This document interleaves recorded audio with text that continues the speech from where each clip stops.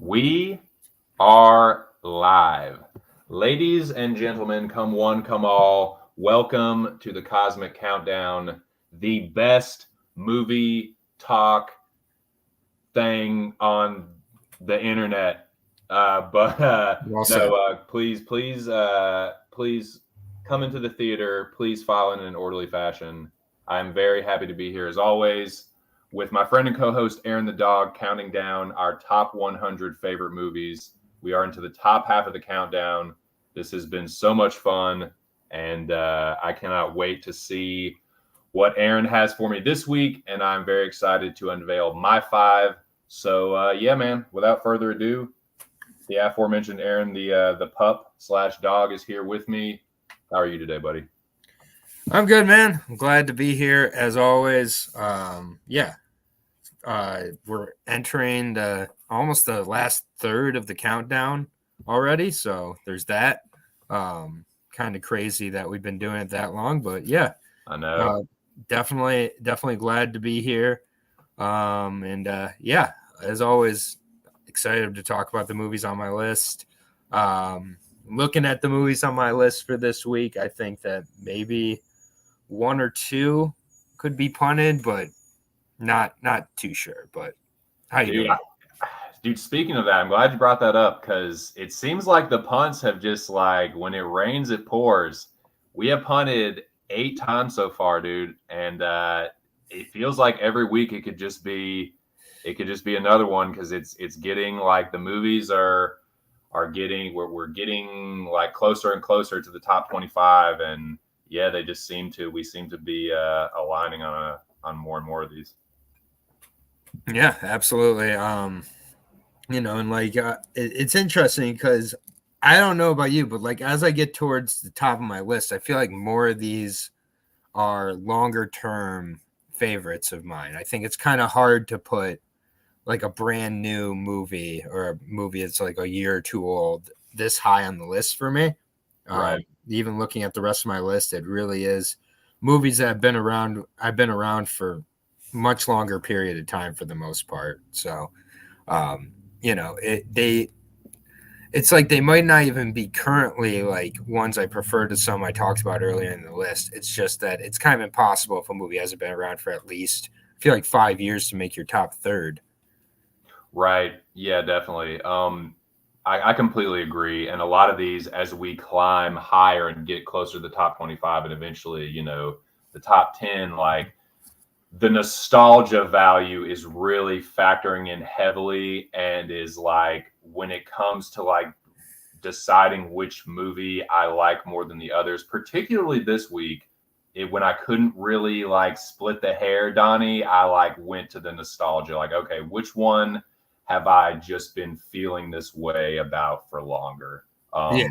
But yeah, I think it's going to be less niche movies, even though this week I definitely have one very niche movie, but for the most part, I think it's going to be more well-known movies as we get towards the top. It's just kind of the nature of it.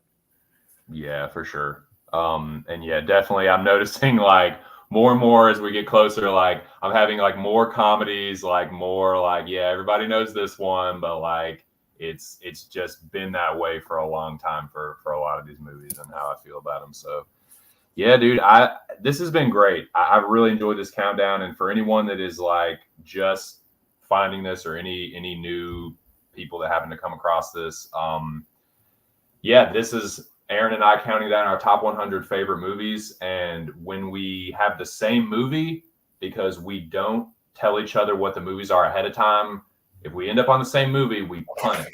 So we punt the movie up the field, and we just like put a pin in it until we reach that movie on the other person's list. So we've punted 8 times so far. These are the punts that we've had. And the ones in bold are the ones that we have yet to field. So we've covered the ones that are in lowercase, and those other ones we have yet to come across, dude. And those are some heavy hitters, man. Those are some really fucking good movies and some classics. And dude, I feel like all those punts are from me too, except for True Romance there left. Yep. So man, and that's awesome. It's like, it's even like we feel the same way, that it's like one of our favorite movies of all time, and it's like you like those even more. So it's like, dude, that's awesome, and I can't wait to talk about these. And yeah, dude, as these are, you know, kind of just a brief recap. These have been the top 100 so far. Just want to kind of take a minute to look back, and like I said, we have 8 punts so far. And dude, a couple weeks ago I was thinking about it. I was like, how many punts will we end up with when it's all said and done? And if you had asked me a couple weeks ago, I'd have probably said like maybe 10, but I don't know, man. I think there's potential to maybe clear a dozen. I don't know about you, but I wouldn't be surprised at all if we hit over 12. Yeah, we shall see. We shall see. Yep. So would you like to go first or second this week? Yeah, I'll go first. Okay. Well, all right. So my last movie on the list, that was Don't Look Now, 70s horror classique. Highly recommended. Hope people check that one out. Starting this week, moving on to the 2000s.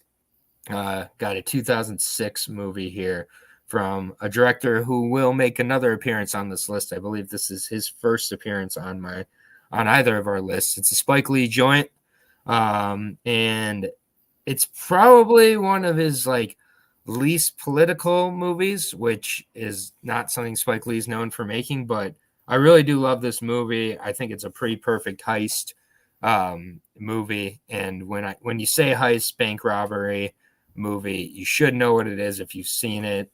It's got great cast: Willem Dafoe, Christopher Plummer, Jodie Foster, and starring Clive Owen and Denzel Washington. It's Inside Man.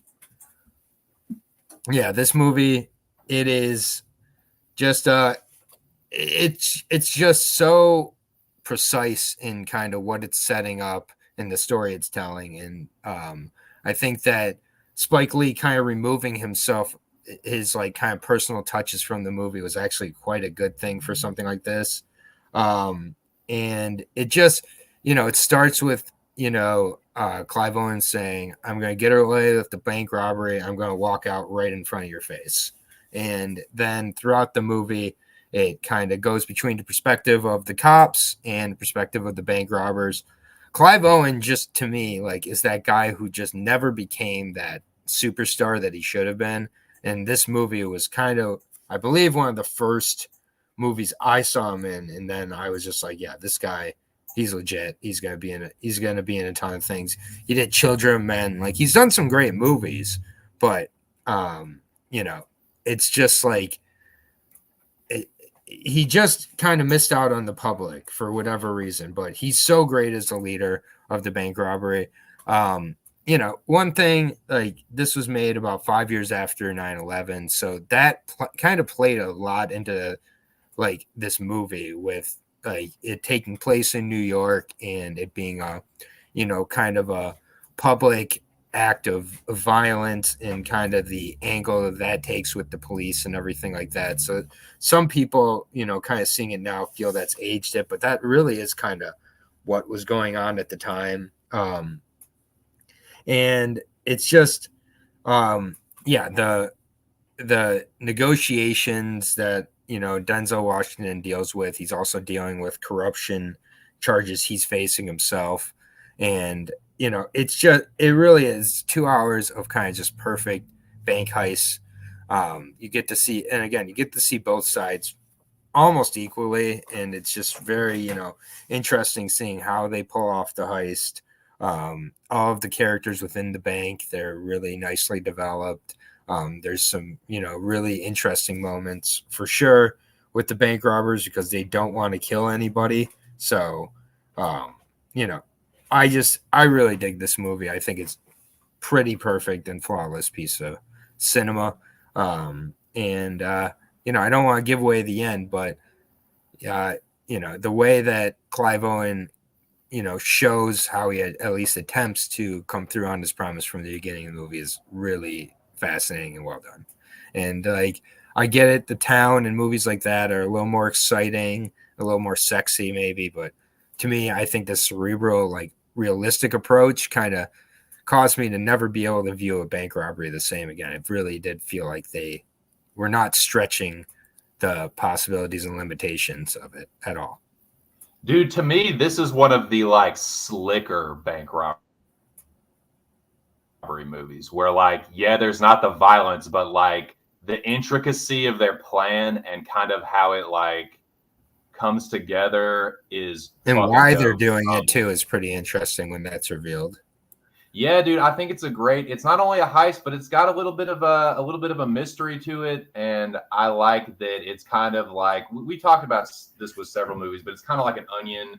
Kind of peel back the layers, and they kind of reveal just enough. And dude, I completely agree, man. I think it's great that this is a great Spike Lee movie, and one that he's not like driving home some message, which I don't think is necessarily a bad thing. Like I think it works with his other movies. But I like that this one is kind of just a straight like bank heist thriller. I agree with everything you said about Clive Owen. I think he is a like perpetually underappreciated actor.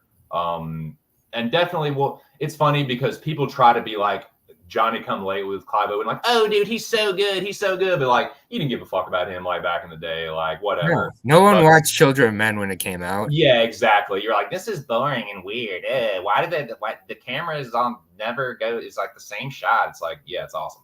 Nah, man, I love the cat and mouse game that him and Denzel play. Denzel kills it here as like they're both these like cocky guys, right?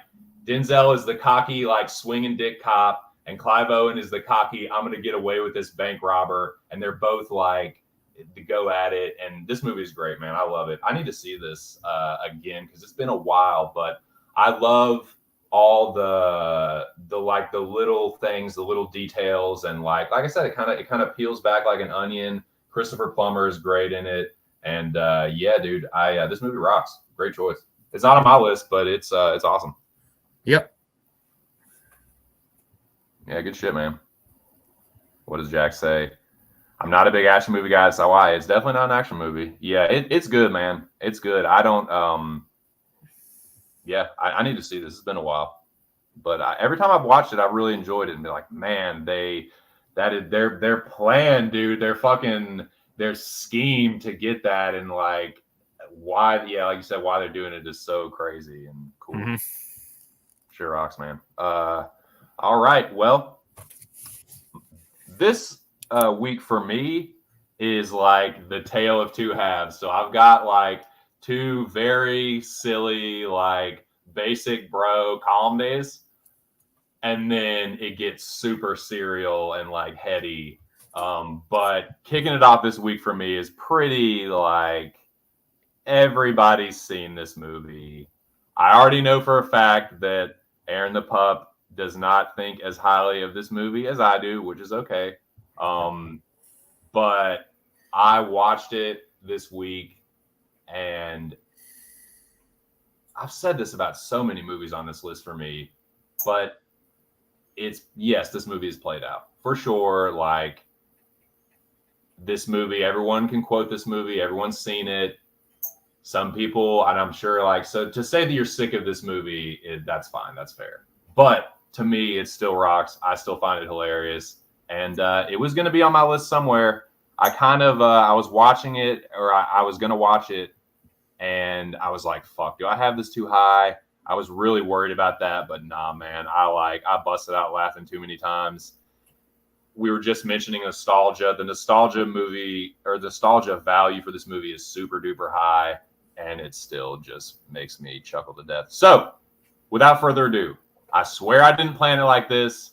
Coming in, number 40, the one that started it all, the 4-Year-Old Virgin.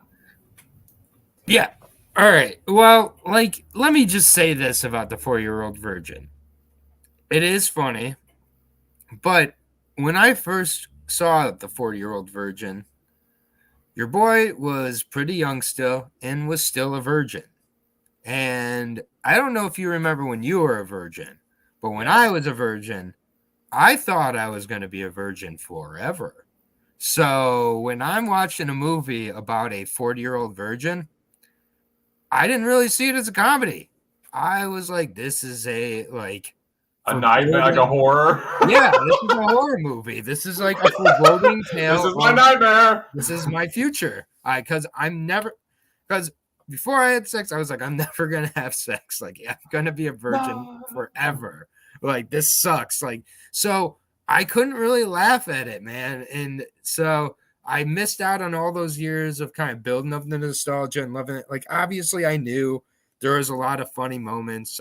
The Arab dude was hilarious, and like obviously, you know, like the chest waxing scene and all the other parts, they're funny. But the overall movie to me, I was like, that's not a funny subject. That's kind of serious. There's people who really become 40-year-old virgins. I'm gonna be one. That could actually happen. Yeah, that could happen. Like this is too close to comfort. And like so it did take me a while to finally see it. But yeah, it's a good time. Obviously the jokes are very dated, but they're still funny. Like, you know how I know you're gay, and all those are great. Like, oh yeah, dude. Like this dude, the speed dating thing really cracks me up. He he uses the fucking shit on Elizabeth Banks, and he tries to do it at the speed dating. She's like, "Are you fucking retarded? Do you want me to be fucking retarded?" Like, there's a lot of great bits in it, and it is like, it's one of those movies where I think that the beginning half of the movie is stronger than the back half. Like, the ending kind of is like, the payoff isn't like as great as like the build up to me, but it's a movie that like I've watched it so many times. It's one that I had in rotation to like go to sleep to. Like, I would just put it on and it would just like lull me to sleep. I've seen it so many times. So, and actually when I first saw it, I didn't like it as much. And I was like, man, this movie's overrated. People talk way too much about this. And then I saw it and like it grew on me. Oh God, I'm blanking on her name, but the boss is really funny. She's like, "Are you still a virgin?" Yeah, you're still a virgin. Yeah. Jane Lynch. Jane Lynch, yes, thank you. This is before Jane Lynch was played out, also. Exactly, dude. Yeah, she's great as the manager. Paul Rudd is always he's good, and Rogan. It's funny too because Rogan plays this like against type, like big burly, like tough guy. Yes, bro, and he's usually the lovable kind of like doofus bitch. But it's funny. He's good in it too. And yeah, the guy, I don't know if he's like, I think the actor is like Trinidadian or something, but he plays like an Indian guy. The dude, I can't remember his name in the movie, but he's fucking great.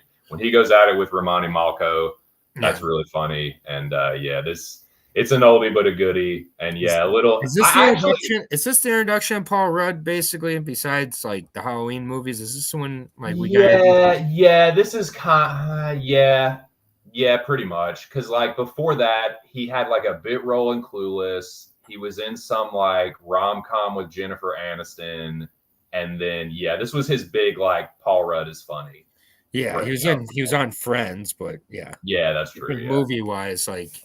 Yeah, so it's like so many of the things, you know, like, it's just that personal approach that I had to a movie from a young age that kept me from it for so long that I replaced it with so many other movies from this time period in those comedies. So it's not really the movie's fault. It's my fault. No, yeah, I mean, it's not, and you know what? It's not really your fault that you were not there for Boner Jams 03, and I like that this is a very like, it feels like a very 2000s movie. Yes. It's like, it is aged and I like it. I like that it like, that's one of the things that I love about it. It takes me back to this silly time, and yeah, I love it. It was going to be somewhere. I was worried that it would be too high, but nah, like it was still cracking me up, and the goddess Pussalaya has been built up and put on a pedestal, and she will stay there. Yep, totally fair. And appropriate that made your number 40 as well. I'm sure that's not on accident. No, dude, I swear to fucking God, I did not plan Die Hard the week before Christmas, and I did not plan fucking 40-year-old virgin to be number 40. So if y'all don't believe me, y'all can go kiss something like Andy says. But nah, man. Yeah, that's my number 40. Fair enough. Yeah, and Our Idiot Brother is very underrated. I agree with Jack Attack. It's not I on need to see either one that. of my list. It's a good one. Yeah. So yeah, Paul Rudd's great in that one. So all right. My number 39 is my one and only MCU movie. I'm not a big MCU guy. I really am not. I don't think I've seen the last like 5 or 6 MCU movies, to be honest with you. And it sounds like I haven't been missing out on much either. No, you have not.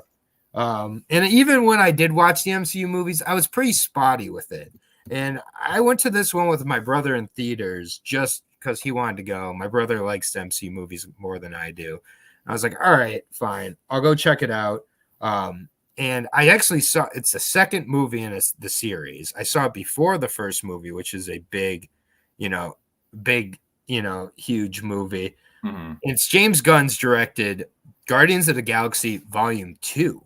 Oh, shit. Not Volume 1, which I can kind of admit Volume 1 after seeing it. Maybe it's the better movie. Maybe it's stronger emotionally, blah, blah, blah, blah, blah. Volume 2, man, I love how not serious it took itself. It's really, really funny. Like throughout, like everybody is getting a joke. And I honestly thought it was just funny. Taserface and just shit like that. Rocket Raccoon, all the characters. I love the Guardian series. I think all 3 are probably some of the best in the MCU. Anyways, I agree with that. Drax, Dave Bautista plays Drax so well. He just like when he's talking to Palm Clementive's character Mantis, and he's just like, "You think you are pretty? You are disgusting." Like, he's just such like he's so deadpanned with his humor. It's great. Kurt Russell as Ego is awesome. Really good. Like the whole relationship between Kurt Russell, Michael Rooker, and Chris Pratt, I think really, really worked for me.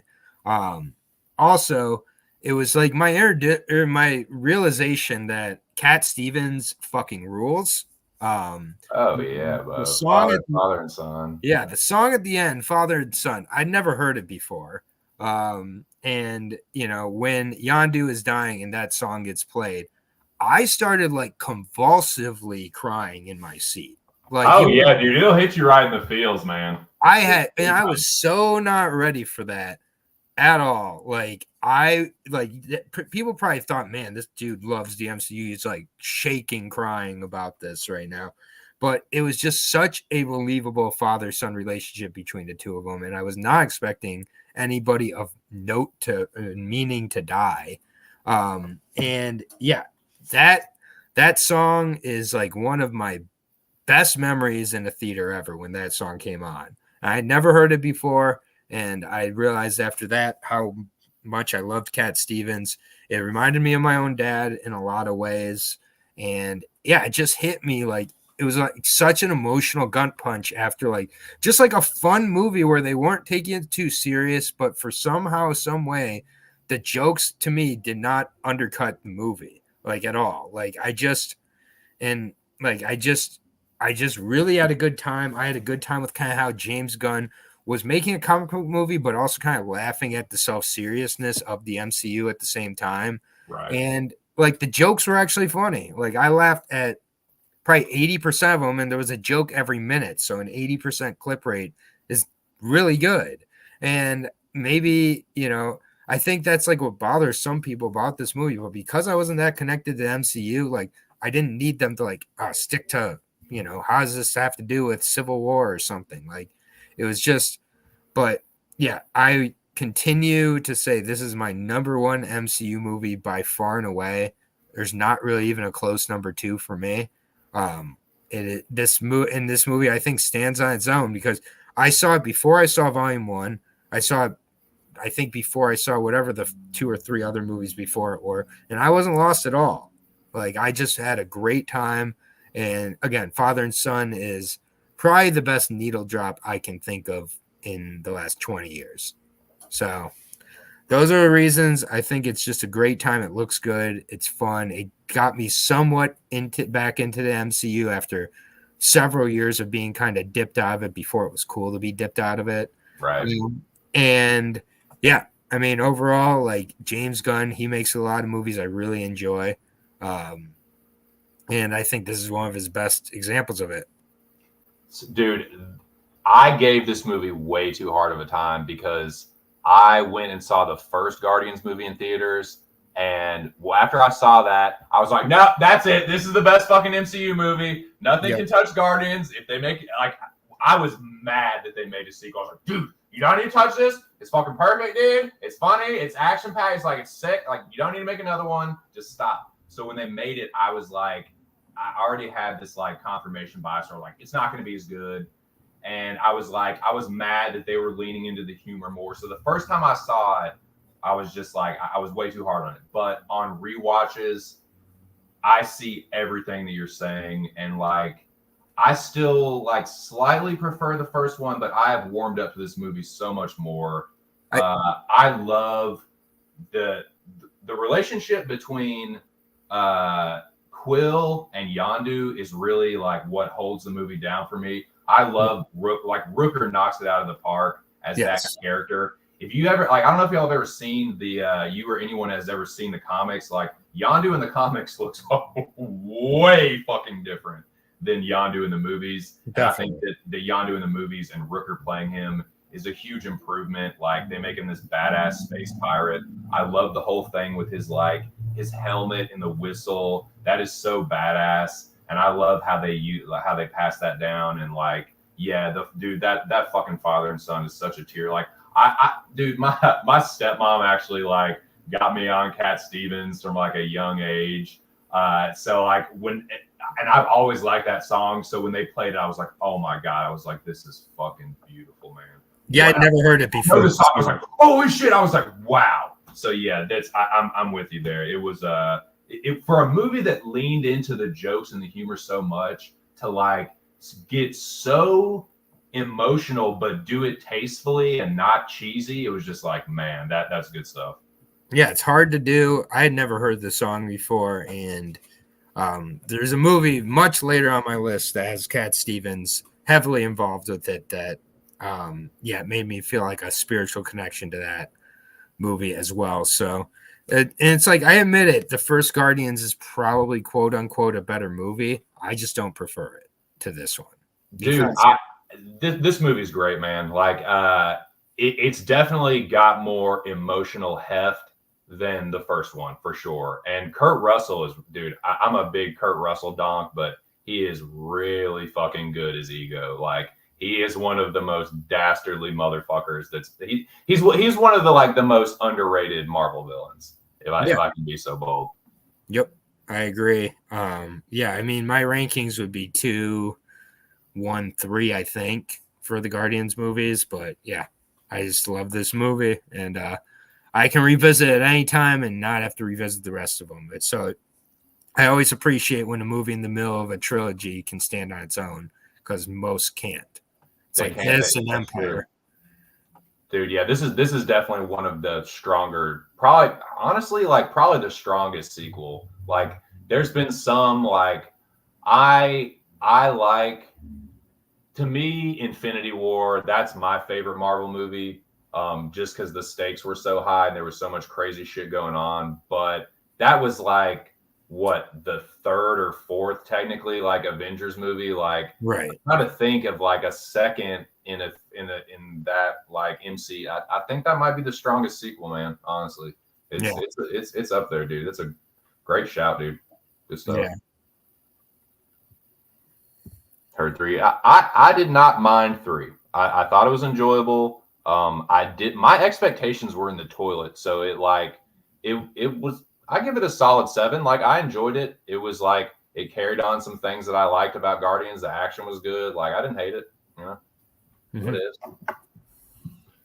All right. Well, number 39 for me. Like I said, we're gonna keep it very silly, these first two, and we're gonna go back to the 90s. This movie is disgustingly underrated. And I think that it is unfavorably compared to a movie that I think is a little overrated. But regardless, this movie is hilarious. And the nostalgia factor is through the roof.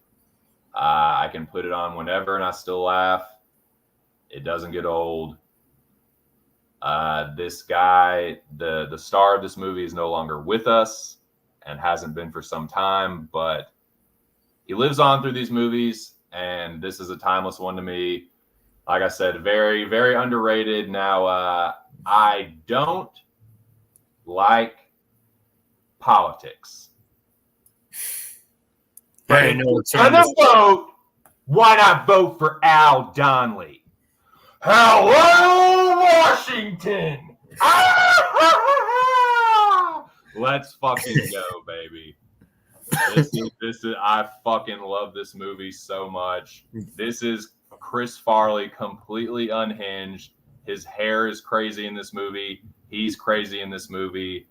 Him and Spade are like a match made in heaven. I mean, Tommy Boy's good. Like, I don't hate Tommy Boy, but I just prefer Black Sheep. And there's so many like great moments and like set pieces in this that the yucks just never stop. And like this movie has aged wonderfully for me, and I just can't get enough of it. Never gets old. See, I've always thought I was in the minority with Black Sheep over Tommy Boy, but those of true taste definitely do know Black Sheep is the superior one. Indeed, sir. Yeah, and I think we're in the minority, and that's just fine with me. This movie is absolutely a classic. There's just so many great scenes. The scene with the bat in the cabin is just perfect filmmaking. I really don't know how else to put it. Like, dude, it's this like microcosm of all these things happening. Like, Spade turns on him like 2 times when he's like opening the pot. They're like counting down 1, 2, and he like looks at him right before he opens it. Like opens it right in his face. Yep. He fucking like he throws the fucking blanket over his head and starts cracking him. You're aggravating it. The local townies like and just like harassing David Spade, and dude. Someone tells me I want this car to just keep driving. He's like, is that mud? Yes. And I'm going to be rich because I've discovered white mud. Crud. I said, is that crud or something? Like, come on, Mike. I'm not one of your 8-year-olds that's going to believe that. He's like pulling up the bucket, and he's like, man, you can't be worried about that stuff. You got to be tough. Like of the snakes. One looked at me.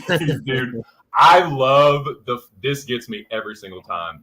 The fucking eagle flying by and shitting on the rock, and that being like the final straw that sends the boulder tumbling down the fucking hill.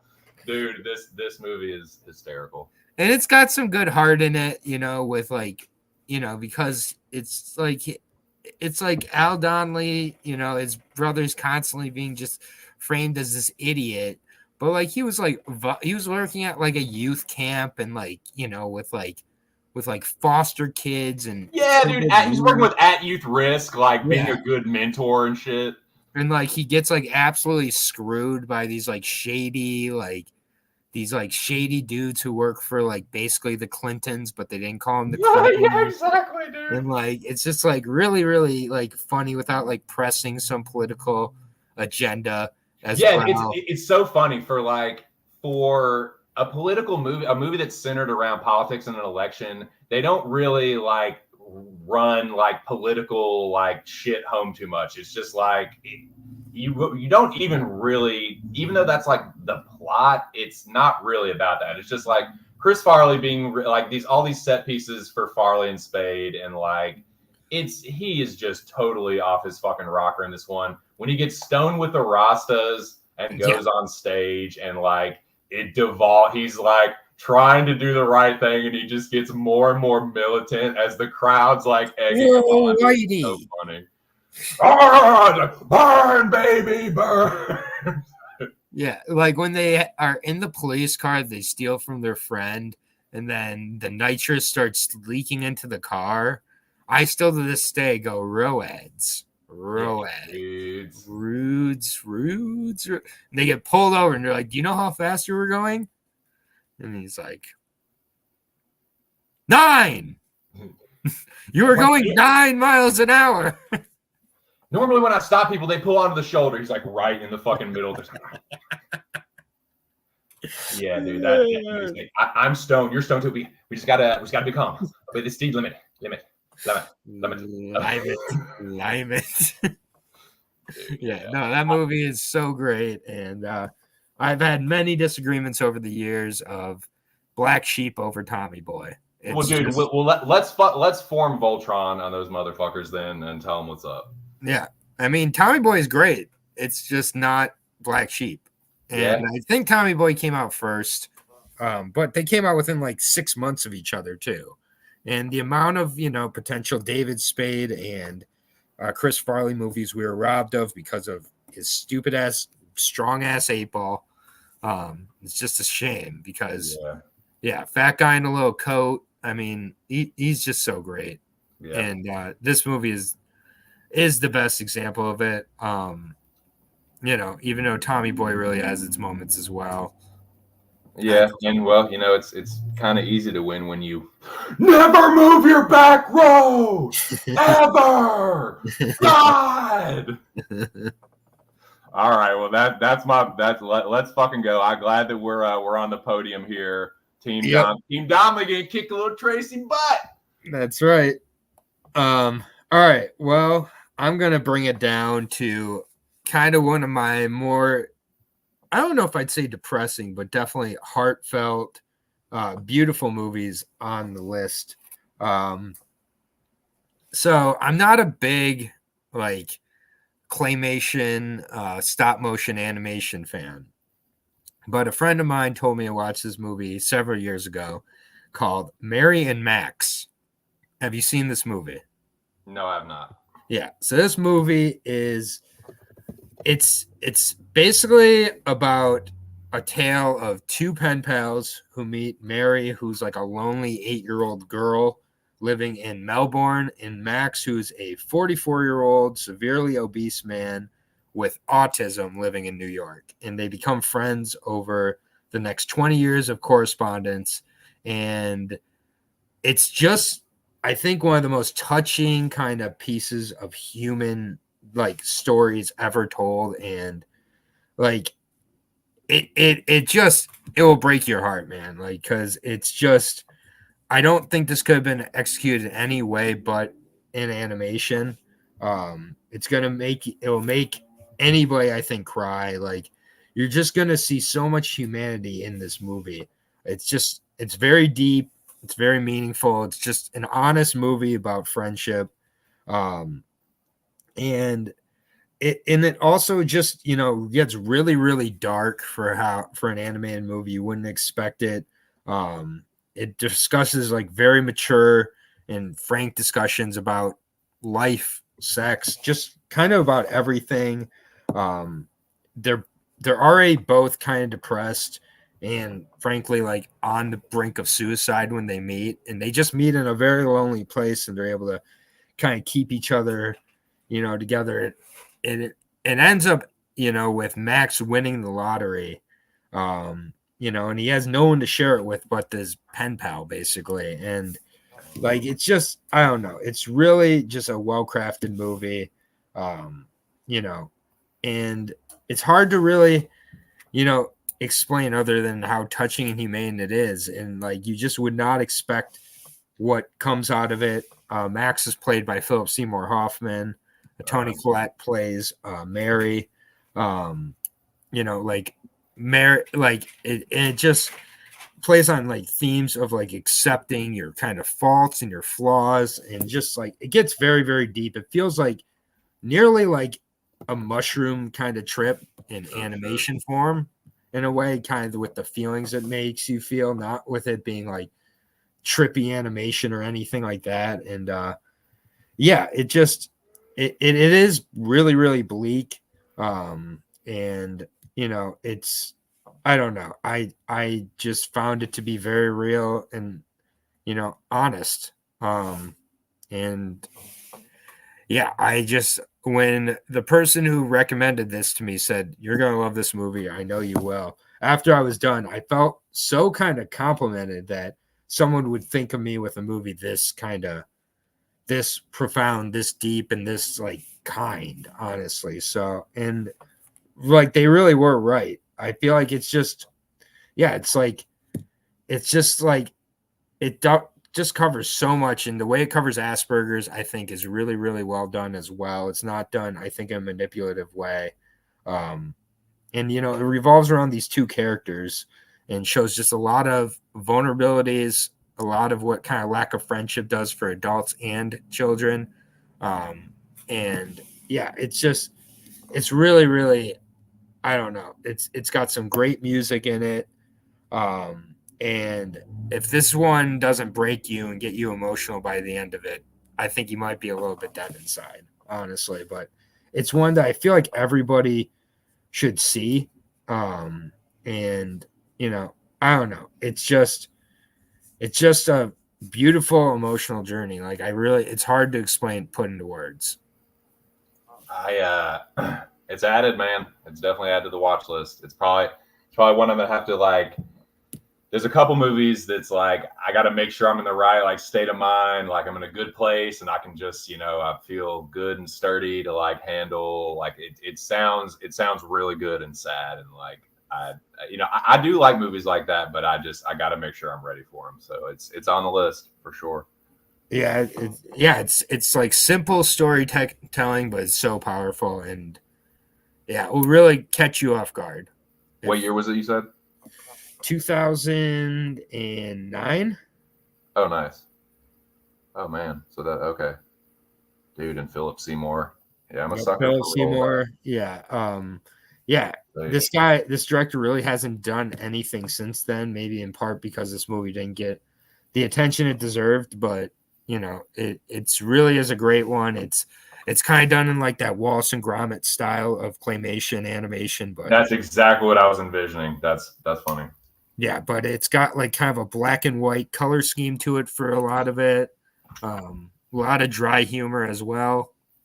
And, some people might view it as just a downer, but I think it has a lot more to it than that. No, man, I think there's,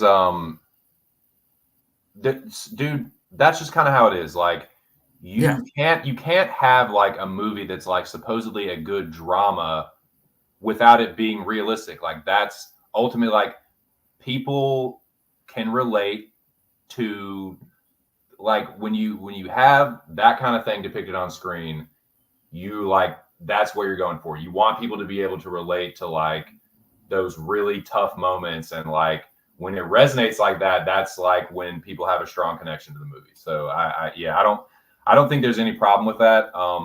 It's just something that like for me personally, I just find myself like I've gotta be in the right place. Like I can't like I have to have someone tell me about a movie like that, and then I have to be like, okay, I'm gonna make time and watch this. But like no, I don't think there's anything wrong with like being like the more realistic you are, the more impact it's gonna have, because like it's yeah, some people kind of just hard imitating life.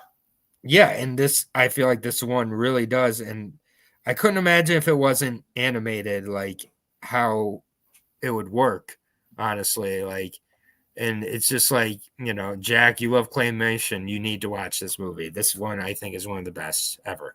So, yeah, it's a great movie. I think it makes a lot of sense that Philip Seymour Hoffman, knowing where his life eventually kind of turned to, would want to be a part of a project like this. Right. I think it did bring that authenticity to it, that this wasn't just showy, but really genuine. This is how melancholy is. Dude, that's where great acting comes from, is real life experience, dude. That's what they draw on. Yep. The great ones always do. This is one that I don't revisit a lot because it is a lot, but I mean, it's one that since the first time I saw it has always stuck with me in a really, really powerful way. Like it's a great movie. Great movie. I'll have to make sure I watch it at least once then. It's on the list for sure. Yeah. Mary and Max. Let's see. Is it playing anywhere? Not sure if it is. It's on Tubi. Okay. So you'll even have some commercials to give you a break from, because the movie, it takes a while to get going. Once it gets going, it really doesn't slow up on the emotions, and yeah, you'll need some breaks. Yeah, man, dude. Especially some of these fucking movies, even movies that previously like didn't get me, dude. Like they've been just fucking.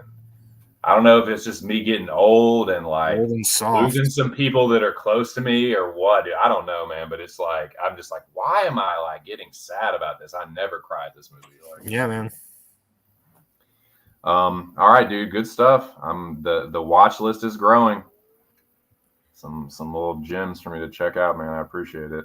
Of course. Thank you as always for being here and sharing these movies that are near and dear to your heart. And thanks to everyone that has shown up today. Smash the like button. Jackie boy, great to see you in the chat, my dude. See, Jack, watch a fucking Chris Farley movie, maybe. What was the other one you said you hadn't seen that was just like you haven't seen Inside Man? Yeah, see Inside Man for sure. Yep. Love you, Jackie boy. All right. Okay, we're number 38. Okay. Man, okay, these next few, 38, 37, 36, I had a really hard time like ranking them with each other. Like they're all like really close. This is like 38 A, B, and C as far as I'm concerned. Like, so anyone that sees this back, like don't get too caught up in like, oh, you have this movie over that movie, because these were three of the movies where I was like, you could really have them in, I could have them in any order and I wouldn't be too upset. But how, like I said earlier, how I ended up ranking them was really just nostalgia, because they each bring something like special to like my personal like feelings about movies or whatever. But yeah, it was nostalgia is what I used to kind of separate them. So keep that in mind for these next few.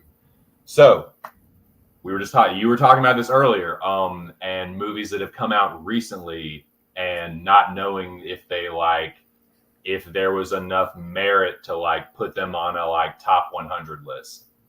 Interesting you say that, because this is probably, in fact, I think it is. I think this is the newest movie on my list, like the movie that's been released most recently. This is late 2010s. This is actually a sequel. And I had the original on my list way further back. Like, I think it was like top 75 back. But this is one of the few sequels that I think surpasses the original. Not by a whole lot. But again, I was watching it and I'm like, man, do I have this movie too high? But I didn't even get 10 minutes into it and I'm like, nah, man, this is just like, this movie is a feast, and it is an achievement in and of itself. So without further ado, I'm going to go ahead and bring out my number 38. Like I said, this is probably the newest movie on my list, but I could not leave it off. I've seen it, dude. I've seen this movie probably like, I'm going to say at least 20 times since it's come out. Like, I feel pretty comfortable saying that. I feel like that's a real number. Maybe it might just be like exactly 20, but it's well over a dozen. And I just think it is a crowning achievement in its genre. But yeah, I think this is the last movie by this director on my list. Pretty sure. But without further ado, number 38, a sequel that I think just surpasses the original. This movie is fucking incredible, and I'm happy to bring you Blade Runner 2049. Whew. Nice. Very good. Very good. And does not make my list, but 100% prefer this to the original. I don't think it's close. So this, I really like the original. I'm a big fan of it, and I have been for a long time. And because I was such a big fan of it, I was kind of worried when this came out. I was like, they are gonna fuck this up, man. They are gonna ruin Blade Runner. This like, just like sci-fi masterpiece, way ahead of its time. And when I watched the original Blade Runner, it just reinforced like what a tall order it was to like not just like be as good as something that was way ahead of its time, but just set its own bar. Yep. I'm gonna go ahead and say, man, this is one of the greatest sci-fi movies that's ever been. I love Ryan Gosling. Ryan Gosling kills it as K. What is the whole thing? KD6 dot dash 3.7 or something. He plays Officer K, who is a Blade Runner, but also a replicant. And I actually really like that they made his character a replicant because I think that like this movie resonates emotionally more with me. And it's weird because he is a replicant, but like seeing the movie through his eyes and like imagining what it must be like to like not to be not only discriminated against like he is, but to like not know who you are and like why you exist, and like his whole journey throughout the movie, like discovering like what it really does mean to be human. And like that's the kind of like heavy kind of like thematic shit that made me love the first Blade Runner. And like I think this is just like even more emotionally impactful and like relevant, honestly. Like I feel like this one has even more of a heart than the last Blade Runner did. With, I mean, this is a cold ass movie. This is a fucking like cold dystopian looking motherfucking like vision of the future. Like very bleak, very like gnarly, and like not nihilistic as a motherfucker. But somehow it carves out like this is what humanity still is. This is what it still means to be human. And like I love that it's told through this like replicant's eyes, basically. Dude, I fucking love this movie. I know it sounds crazy, but like I think this does surpass the original, and like I take nothing away from the original Blade Runner. This has set a new bar for science fiction cinema, and it's gonna be tough. It's gonna be tough to beat it for sure. Yeah, no, I completely agree. Honestly, I mean, you got Deakins with Roger Deakins with the cinematography as well, one of the best to ever do it. Working with Denis, the music with Hans Zimmer, like you've got the top of the top. Like it's probably the last good performance we're ever going to get out of Harrison Ford as well. Yeah, I agree. Coming back as Deckard. Yeah, it wasn't kind of interesting like the cute, is this a replicant or not? It gets that out of the way very early. That opening scene with Batista is one of the best opening scenes. Oh my god, it's so fucking good. Yeah. And it cuts right to it. It cuts right to the core. What happens between him and Batista, spoiler alert, is like a huge like foreshadowing and like really the crux of the movie. Like what the crux of all these movies are is like, what does it mean to be alive? What is a life really? What does it mean like to call yourself alive, to be human? What does all that shit mean?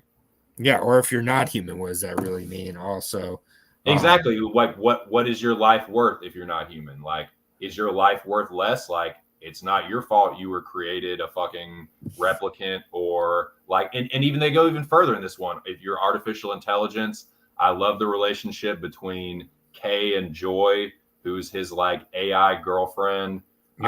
Dude, Love is a ruthless fucking enforcer, and Neander Wallace, like Jared Leto plays a creepy fucking oligarch. Like probably the best one of the best Jared Leto's ever been. Who gets overhated anyways, but totally, dude, totally. He kills it.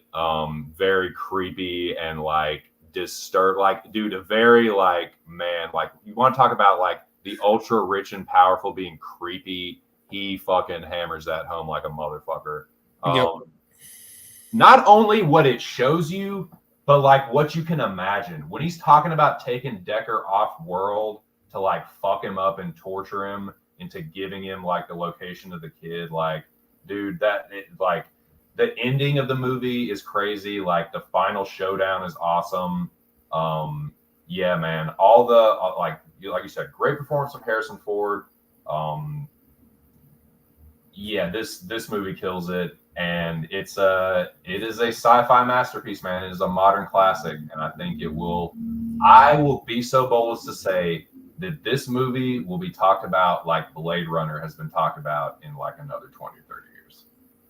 Yeah, and it kind of got ignored when it came out a little bit, which is crazy to me looking at it now. But yeah, the world building in both these movies is so immense as well. It feels like there's been 5 or 6 of these Blade Runners, and there's been 2, which get Right. more done than 10 movies in another series. Like it really does. Ana de Armas as Joy as well. Let's not forget. Oh, she's a revelation, dude. She really is. She came out of nowhere. Total breakout star-making performance. Yeah, just the neon colors, the synth score. I mean, it really does bring Blade Runner to the 21st century while not just painting over it with a green screen. Like everything feels tactile, everything feels real. It has its own look, but feels like it's still part of the same world. Right. And I think that an important part of that cannot be overlooked is the fact that both Ridley Scott and Hampton Fancher were attached.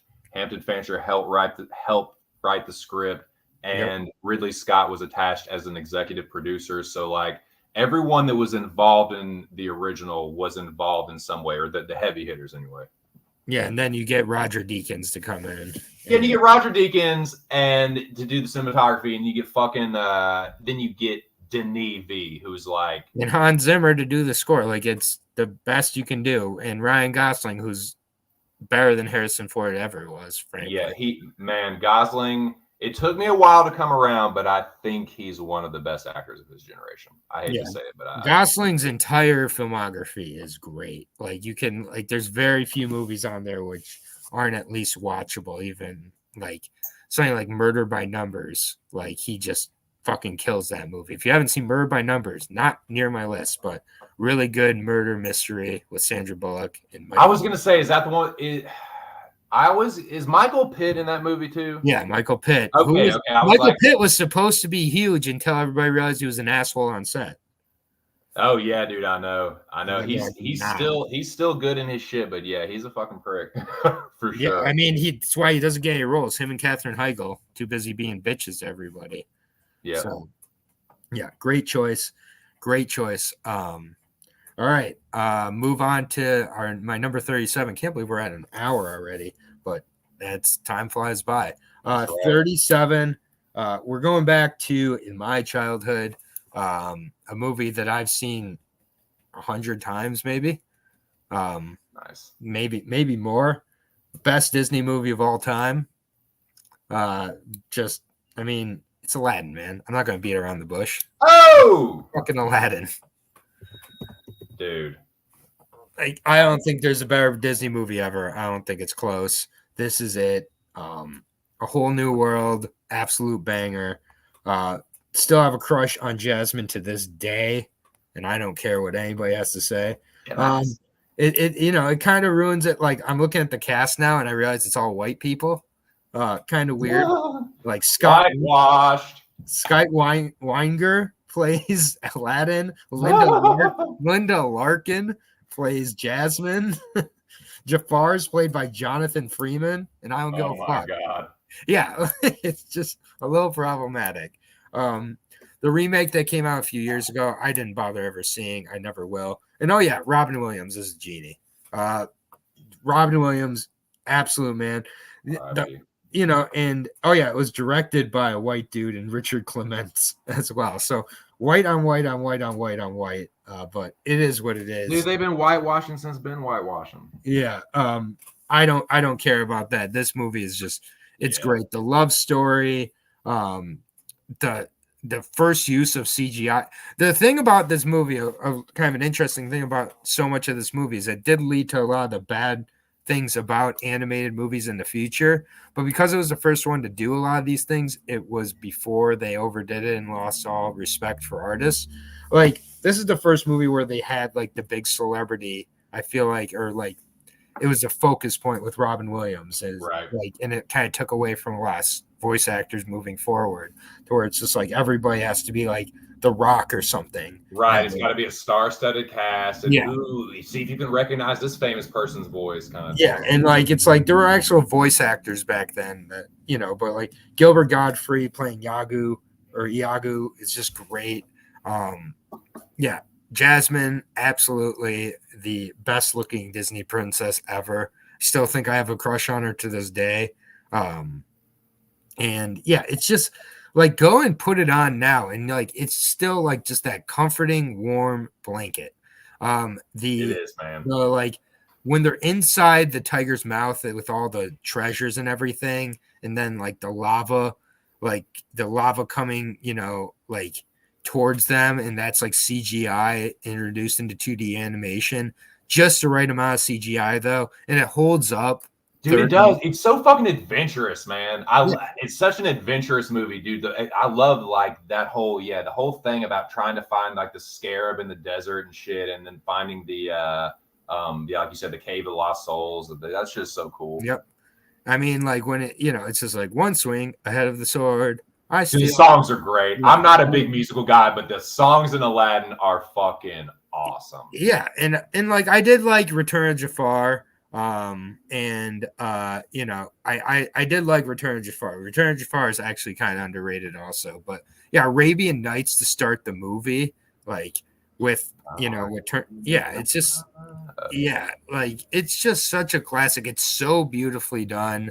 The night scenes look great. Everything is just I really diamond in the rough. Yep. And it gets like kind of scary, which again, kids' movies were allowed to do back then. I just recently watched Gremlins, like another kids' movie that will never get made now. But like, it's like they had creepy shit in kids' movies because kids like to get a little scared. And it's not in like a cheap way, but like in a real way. Jafar is so great. The Sultan is hilarious. He is, man. The doofus Sultan, dude. Yeah. He's just like a big, dumpy idiot. Raja, one of the best animal companions ever. I wanted a tiger. Like I used to go to like the music store and like just like all like the electric pianos had a whole new world on it where it would like played at a piano. I'd pretend I was playing it, like trying to impress like some girl in the music store. I remember doing that multiple times. Nice, dude. Yeah, it didn't work. But you know, it's okay. But yeah, no, this movie's just great. All the characters are great. Yeah, probably my favorite Gilbert Godfrey role is Iago. He's he's so hilarious in this. Yeah, again, the Sultan played by Douglas Seal, white guy. Like it's so funny looking at this cast now. But like it just worked in the video game, this Aladdin video game. Dude, that's a sweet game too. Fucking good, but so hard. Yeah, definitely. But that's when video games were okay to be hard. You know, but yeah, I really dug this movie. The same team went on to do Little Mermaid. They went on to do Hercules and Moana. And honestly, all those are some of the best Disney movies ever. So shout out to John Musker and Ron Clements. Those two white dudes can really, you know, do well. And yeah, even like in the amount of personality that the magic carpet had. Like, I don't know how they did that. Dude, the carpet is so fucking cool. And Abu. Like, you know.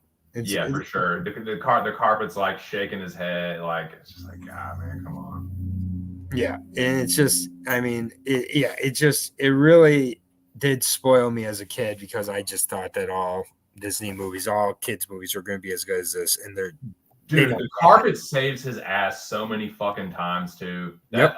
Dude, me and my wife love Aladdin. It's like definitely one of our favorites. It's absolutely one of hers. I think I would probably have Aladdin in my top 3. My favorite Disney movie will always be Sword in the Stone. And then probably I'd have Great Mouse Detective, and then Aladdin would probably round it out. Yeah, Great Mouse Detective is a classic. But Aladdin is fucking great. Great songs, great like adventurous story. Like Great Mouse Detective, also directed by the guys who did Aladdin. Nice, dude. Yeah. So he did Great Mouse Detective, Little Mermaid, Hercules, Moana, Treasure Planet. God damn. Yeah, they just did banger after banger after banger. Again, John Musker and Ron Clements. Nice duo, man. Holy Yeah. shit. They did some classics. Yeah, the first one they did was Great Mouse Detective. Dude, I fucking love that one. That man, dude, great shot with Aladdin, man. And R.I.P. Robin Williams. He set the standard, dude. Like he's larger than life, like perfectly. Fun fact: Robin Williams' daughter Zelda Williams is getting ready to direct her first movie coming out in February, called Lisa Frankenstein. It's a horror comedy. So Zelda Williams directing her first movie. That's Robin Williams' daughter. Nice, dude. Well, y'all heard the man. Be on the lookout. I think it's Aladdin with 2 D's, but that's okay. White man. Okay, I was like, that doesn't look right. So No, let me. Aladdin. Please let me. Anytime you see that, please correct me. That's. I was looking at that. I was like, that doesn't look right. But. Yep. But yeah, Aladdin, great movie. My favorite Disney movie, and my number 37. Man of good taste, man. I like it. I like it a lot. The Great Mouse Detective is called Basil the Great. That's hilarious, dude. That's so funny. Yeah, your English names for movies are interesting sometimes. Oh, Jackie boy. Oh, the baby. Oh, Jackie boy. Okay. Where are we at? Number 37. Okay. Number 37. We got heady with Blade Runner. We're about to get even headier. This is, I believe, yes, this is the last movie that I have by this director, and I think it might, is it the only one I have? It might be the only one I have of this director. But for me, and I'm pretty sure I saw this movie in theater, for me, this has always been this. I haven't seen every one of this guy's movies, but for me, this one still stands atop the mountain. And I watched this movie, and like I said, I was having a tough time between Blade Runner, this movie, and the next movie, like deciding which one I was going to have in what order. So this one just edged out Blade Runner for the nostalgia value. But similar to Blade Runner, this is, I think you can call this a science fiction movie, but I had never seen a movie like this. And I really haven't seen a movie like this since. And watching it, like a few that I've mentioned recently, like I was worried. I was like, God, do I have this movie ranked too high? Like, I haven't seen it in a little while. Is it still going to hold up? There's a lot of CGI in it. And I was like, oh man, is it going to be age, whatever? But nah, dude, it still fucking rocks. So without further ado, like I said, we're going to keep it sci-fi, but we're going to get even like headier and trippier. And we're going to go a little bit deeper. So number 37, again, I'd never seen anything like it. Still haven't since. This is really just like a totally unique piece of filmmaking to me, and still this guy's best work. Number 37, Christopher Nolan's Inception. Oh boy. I am very lukewarm on Inception. Okay, well, then you can just sit back. Yeah, let me tell you. Let me just say real quick, and then I'll just say, and this is all I'll have to say about it. So, I showed up to it with my boy Brandon. You met him at the wedding, Bishop. Shout out to Brandon Bishop. And we got a little bit too high before we went into this movie. So we actually showed up to it about 10 minutes late. And we were sitting in the very front row. And in the middle of it, Brandon had to get. I know. I admit. I know I'm in a minority on this one. And sat in the front row, and Brandon decided to open up his bag of nachos in the middle of like a very quiet, intense scene, and I just never was able to get back on track with the movie. Like, and so like, and yeah. like I went to revisit it, and it was and I had honestly I saw it and I had seen an animated movie where they lifted this entire plot from this animated movie called Paprika. So after those two things, honestly, I feel like it's kind of a ripoff of Paprika. Okay. Let me stop you right there.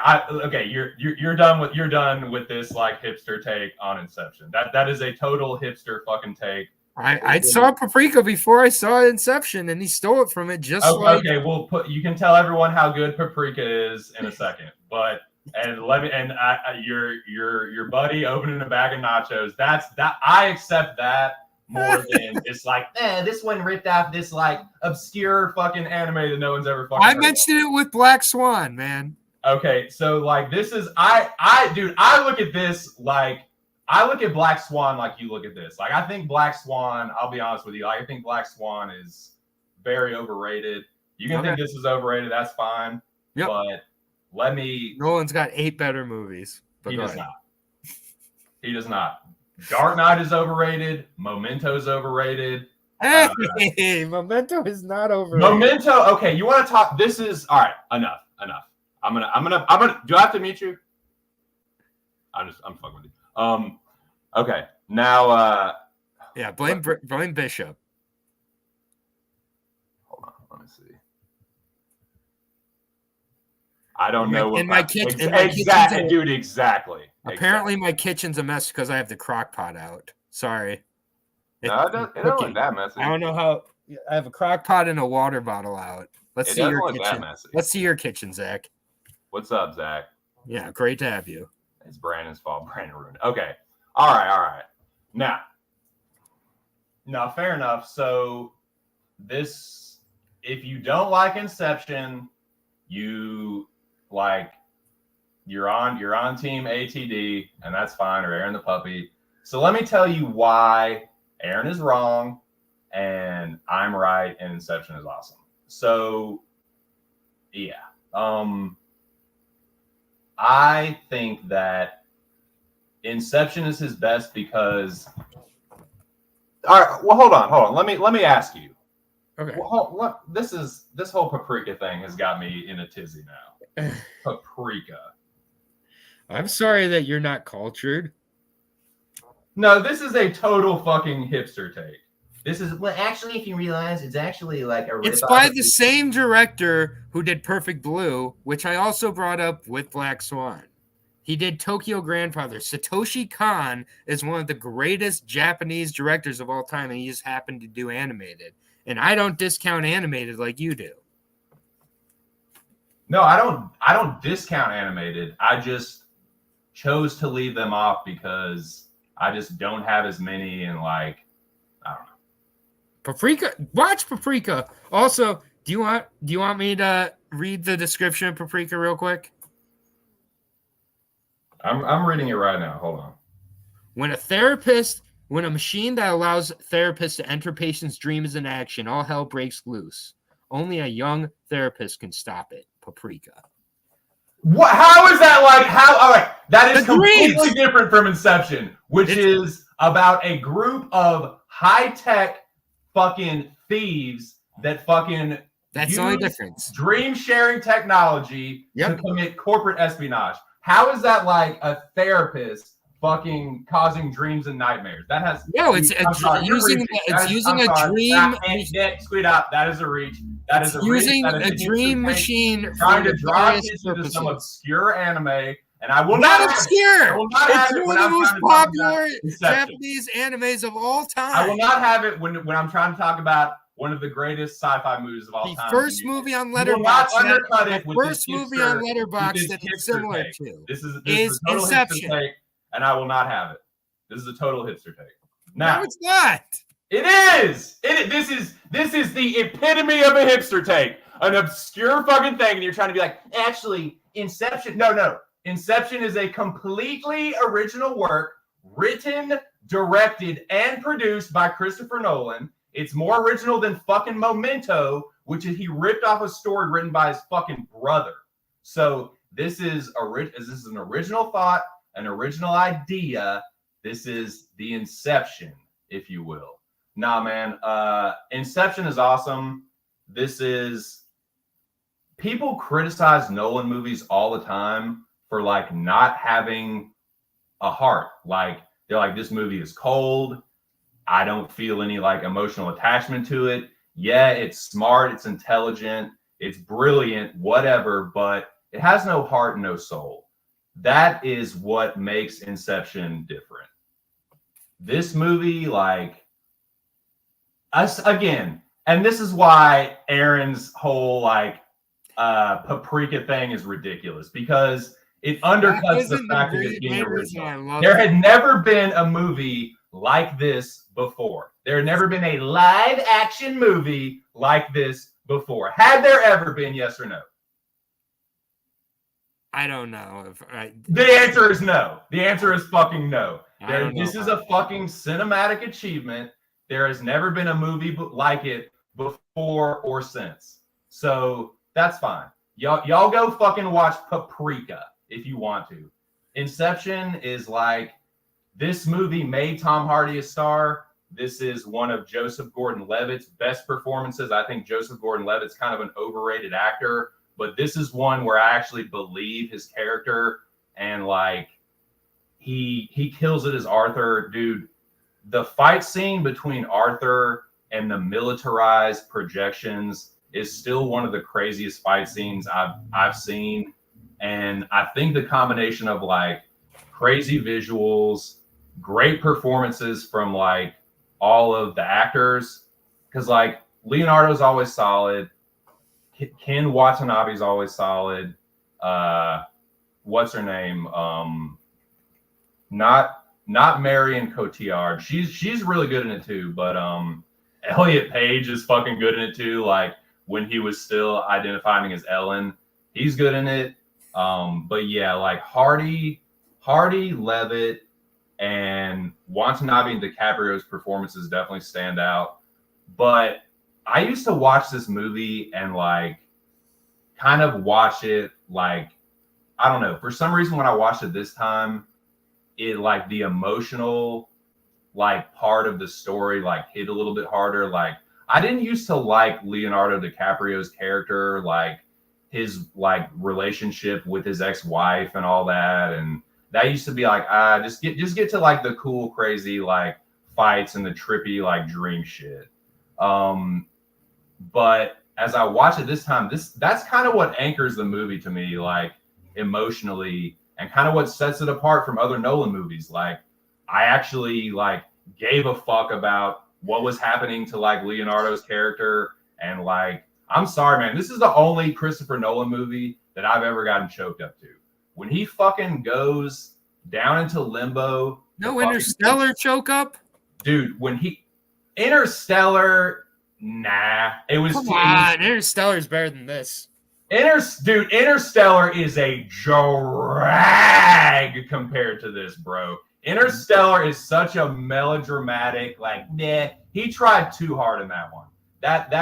He tried too hard. I'd put Inception ahead of Dark Knight Rises and Tenet, and maybe Dunkirk. It's way better than Dunkirk, dude. It's a little better than Dunkirk. It is, dude. It is absolutely better than Dunkirk. It is better than any of his fucking movies. I'm sorry, I will fight you all day on this, but we don't have enough time. Interstellar is way better than Interstellar. Once you find out, this is the thing. This movie benefits from rewatches. Interstellar does not. Once you find out the trick in Interstellar, you played the trick, and it all is just like, okay, yeah, I get it now. That's what it was about. Really, it was all just that. But no, Prestige is way better than Inception actually benefits from rewatches. It holds up. I'm sorry, that fucking when she folds the fucking buildings over, that is still trippy as fuck. This movie, when they go into the 3-layer dream, that's still crazy. I'm sorry, everyone knocks it out of the park, including your boy Cillian Murphy. Everything about this movie is awesome. I don't care what you fucking say. This is Christopher Nolan's magnum opus. I haven't seen Oppenheimer, so I will reserve judgment for then. But this is the greatest original idea that he's ever had. Fuck off, Paprika. You ain't got shit on Inception. This movie rocks. It always has, and it always will. Disrespectful. Period. You need to watch Paprika. Paprika, dude! Get right the fuck out of here with Paprika. Yeah, Satoshi Kon. What a hack. But anyways, yeah. It's just What a hipster take is all I have to say. What a try hard hipster take. What a try hard hipster take. I'm not even trying. That is trying so hard to shit on a movie because you like an obscure anime more. That's fine, but that does not make it better. I will fight you all fucking day on that. Paprika is not this. Whatever the fuck that is. You haven't seen Paprika. I never will. Well, I don't fucking need to. I've seen Inception, so I'm good. All right, let's get to my 36 because we're staying with Christopher Nolan. Oh my god! All right, let me warm up to fucking take a big fucking dookie on your phone. I cannot wait. Hit me with this so I can fucking throw a nasty combo on this motherfucker. Listen, I don't care about tee me up for this motherfucker. I don't care about who he stole the story from. Memento is. Oh my god! I knew you would have Memento. I knew you would think this. Oh my! All right, let me, dude. Oh my fucking god! Let's. Yeah, I love Memento, man, and this one does benefit from rewatches. It actually almost adds a layer to it. Not overrated. Overrated. That's a hipster. Once you find out what happens, it's not as cool. Yes, it is. Have you rewatched this movie? Not. Have you ever rewatched this movie? I've seen this movie like a dozen times, dude. Yeah, it does. Once you've seen this movie like 3 times and you know what happens, I don't give a fuck about any character in this movie. None of these characters I can relate to or I give a fuck about. Leonard is fantastic as a main character. Dude, he's a cuck. Leonard is a cuck that gets totally fucking manipulated into fucking like killing a guy that had nothing to do with it. Like he's a bitch. Leonard's a bitch. No, and this is a movie that over the last 20 years, everybody has all of a sudden turned on. I remember the first time I saw this movie, and honestly, it is one of the most thrilling first-time watches of all time for me and for anybody else. And I think at this point now, it's been so ruined from people. Kind of everybody has an idea of what it's about and everything. But the first once time you've seen it, it's ruined. Once you know what happens, it is fucking ruined.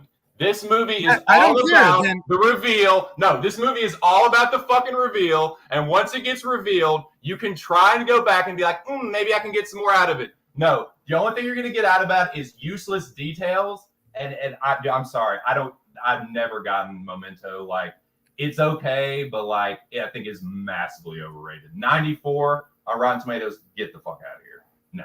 I don't care about Rotten Tomatoes at all. I really do think that the way that it goes from the way that it shows a scene right before going to the scene before had never been done before. This is masturbation. Like Memento is masturbation. How? That doesn't even make sense. Filmmaker it's showing you how intricate I can get with this plot and depicting this plot and how quickly I'm doing. Look, hey guys, look, I'm doing 3 things at once. I'm moving the story forward linearly in this way, but I'm telling it in reverse, and I'm showing it's just trying. This movie in one word, convoluted. When you break this movie down, it is not as cool as you think it is. This movie is much less than the sum of its parts. It is as cool as I think. This movie is the epitome of less than the sum of its parts. No, I really disagree. I completely it's a take on a genre I really like in film noir, brought to a neo noir level, and then it is a magic trick that, like all magic tricks, once you know how it's done, it takes away a little bit of the magic from it. But I can't take away from my first view of this movie, and that first view of this movie makes it one of the most unforgettable movies I've ever seen. Like, and I'm not going to take that away from 10 rewatches or something. And I also think on rewatches, it does get some layers added to it, honestly, if you're open to it. And if you're not, then I can't really help you with that anyways. But no, it's not. No, it's not. It just didn't add anything for me. I was like, okay, cool. I know the order that everything happens in now. I know it's once I figured out what happened, I was like, okay, so I'm done with this movie now. Like, yeah, but do you remember your feeling the first time you saw it? The first time I saw it, I was fucking confused. And I was like, okay, I need to watch this to like figure out what the fuck happened. And I was like, oh, that's what it was. That's what I've been like raking my brain over, is like trying to figure that's the whole movie. It's just trying to figure out the order that everything happens. And once you do, you're like, oh, that's it? That's fucking it? Dude, Predestination, you have Predestination in this one totally flipped. I know they're not the same, but like Predestination is way better than this movie. Yeah, and Memento walked so that Predestination could run. Like, and yeah, no, so we'll agree to disagree on Memento and Inception. Joe Pantoliano was also great in this movie. So there's two good in this movie. He's probably my favorite character in this movie. Yeah. And just again, it's one that I think has been Family Guide to death. It's been parodied to death to where, you know, we've all forgotten kind of our first views of it. But even on one viewing, if it's not the most revisitable movie, it still belongs in the top 100 for me. Fair enough. So like that, there you go, man. Like, I've got a movie super duper high that Aaron like laughs off, and the same way with him. Like, I think Memento is like way too full of itself, and I think Memento is actually like why Christopher Nolan has a stereotype and why Christopher Nolan fans have a negative stereotype, because like that movie it's just not as cool. Have you seen the cut where they put it in chronological order how much worse the movie is? But that's the whole thing exactly, dude. That's the whole thing about it. The only reason that movie is worth anything is because they chop the living fuck out of it. And you're like, oh, what's happening here? My mind is so blown because you're making it overly convoluted. That's what it is. That movie is a magic trick. And once you know the trick, I don't think it's the worst movie ever. No, this is the best example on my list of a director making and using his ambitions to make a movie even better. This is an example of a director jerking off. No, if this movie was just told in linear fashion, okay, but that's like adds to the point of why it's such a great movie. But to you, it's like, well, see, it's a bad movie because look, when you spread it all out, nothing really happens. But that's kind of not the point of the movie. And also, the first time you're seeing it, I didn't feel so confused I had to go back and watch it. Like, I felt like by the end of it, when the magic trick is fully revealed, you realize what you've been seeing. And that I knew most of what I've been seeing, but I was like, oh, is there something I missed? And there wasn't. It was just it's a simple noir. It's a very simple over convolution. It was just like, it's not. It's directed brilliantly. This is what Memento is to me. Memento is a movie that tries to make you seem like there's something more to it, but there's really not. It's smoke and mirrors to me. So you can break down every movie to that then and be like, no movie has anything happen. It's just a direct. But that's all the movie relies on, though, is like, oh, this is like, you don't really know what's happening, but when you find out, what is it? I mean, it's still a tragic like tale of a character's like torture from his cognition. Like it is just like it's at the end of the day a basic sad story, but the way it was told was not basic. I will say this: Memento is like, from a directorial, like technical, that aspect of it, I will give Nolan credit for. Like it did a good enough job of making me have to rewatch it to see what the fuck I've just seen, but it just doesn't hit home for me like it does for you, and that's fine. Like Inception doesn't do it for you, and that's yeah. At least Memento was just ripped off from his brother, not from one of the greatest Japanese animated directors of all time, Paprika. Wah, wah. Well, yeah, Paprika. Wah, wah, wah, wah. All right. Anyways, let's look up the Paprika box office, Mr. Hipster. It was a great Paprika. God, please. And I'm sure let's look. How did it do in the U.S. again? Not in fucking Japan. I don't care how it did here. This is a worldwide box office. Yeah, Chico Tone. I love that this has devolved into this like Nolan feud. This is great. Yeah, and you know, like, and I'll just say, I don't think that Dark Knight is overrated either. Dark Knight is massively overrated. No, we don't have enough time to get into a Dark Knight thing, but I've talked about the Dark Knight ad nauseum, and I refuse to give it any more attention. But I'm gonna just say this: if Heath Ledger is still alive, the Dark Knight is not being talked about like it fucking is, and people refuse to admit that his passing had an effect on how people view that movie, and so that's all I'm gonna say about it. Okay, fair enough, but yeah, that movie from a technical standpoint is a mess, and that is another example of negative Christopher Nolan stereotype of not knowing how to fucking edit and chop up an action scene and get the fucking sound right. That movie's just a mess, man. The sound doesn't even match up when they're fighting and shit. Well, I don't. What the fuck ever. That's fine. It's no Batman Returns. I agree, dude. I agree with that. I think the Burton Batmans are so much better than anything else.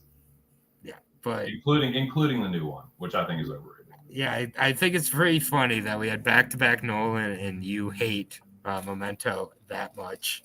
I didn't know there was a Memento hater out there. That dude, it's not that I hate it. It's like it's overrated, and you were like shitting on Inception, so I was like, oh, okay, I admit my Inception hate is like personal. I'm not stating it as a matter of fact. Besides the fact that it stole from Paprika.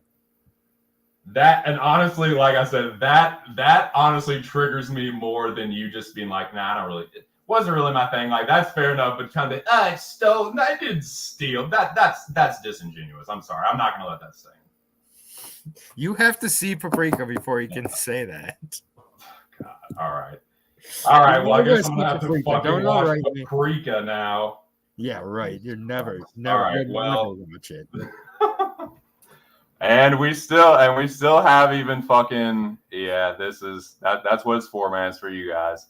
This is the most banter we've ever had on a. I know, man. We fucking Nolan. What a divisive Christopher Nolan, who's just dividing the household. Dude, Christopher Nolan. Dude, Nolan divides us all. Yeah. I could. The Dark Knight. What's up? What's up, Noah? What's up, Jackie boy? I see all you guys, man. Hope y'all are enjoying this. Me and Aaron going. Yeah, type below. Do you prefer Inception or Memento? Oh, do not start this, dude. Yeah, go ahead. God. I'm not afraid. The Crow better than Dark Knight.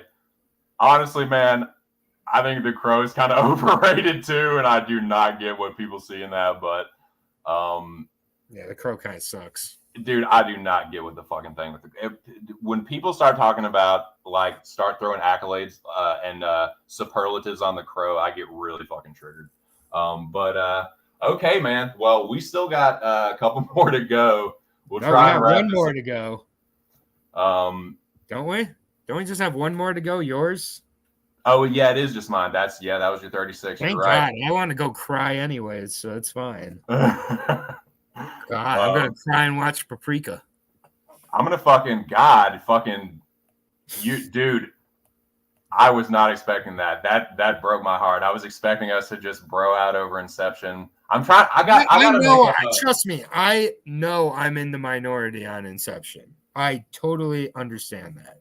Dude, this was the one that I took all those notes and I was like, man, this and that, da da da. But no, that's funny. It's funny too because you're not the only person I've heard call Inception overrated. And yeah, it's just not my bag, man. Hey, that is cool, baby. But I know I'm in the minority there. Yeah, no, definitely.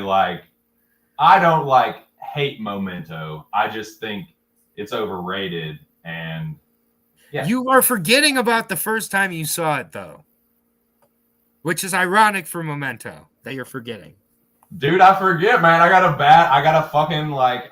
I'm kind of like fucking Leonard, dude. I got a bad memory. Yeah, it's like the first time I saw that, I had never seen anything like that, man. And I still haven't seen anything like that. That's how I feel about Inception. Fine. I accept that. You don't accept that Memento's unique. I accept Inception is. All right, fine. Memento. It's extremely unique, and everybody uses Yeah. hindsight. All right, fine. We can have middle Name ground another movie like as long as Memento. you can admit that Inception is. Yeah, it's Paprika. good. If you can please put aside Paprika, Inception is pretty fucking unique, man. Yeah. If I can put aside Paprika. Did Paprika have a 3-layer dream sequence? Yes. Dreams within dreams within dreams. Yes. And it came out 4 years prior. Was it also based around like? No, it's not based around heights and corporate shenanigans. Extra, like implanting an idea in someone's head. There are those themes discussed with the therapist. Because that was a big thing in Inception, was like, yes, that's what the crux of the movie is about. But it's from the angle of psychoanalysis instead of dream stealing corporations. All right, fine, whatever. And also, that car falls for 20 minutes, man, and I was laughing every time they kept going back to that stupid car falling off the bridge. Dude, I was like, just fucking fall already.